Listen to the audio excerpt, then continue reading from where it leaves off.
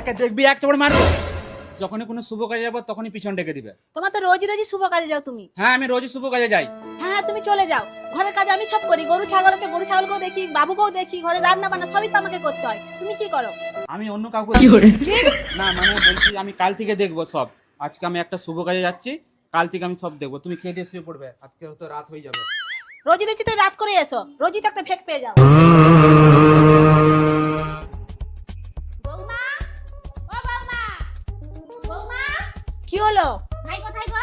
তোমার ভাই তো সে শুভ কাজে গেছে, কাল সকাল থেকে বেরিয়ে গেছে, বললো রাতে ঘর ঢুকবে, রাতে তো এলোনি।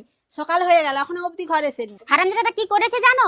আমাদের মান সম্মান সব ডুবি দিয়েছে। ও কোনো শুভ কাজে যায়নি। কি করেছে? কি করেছে এই ভিডিওটা দেখো।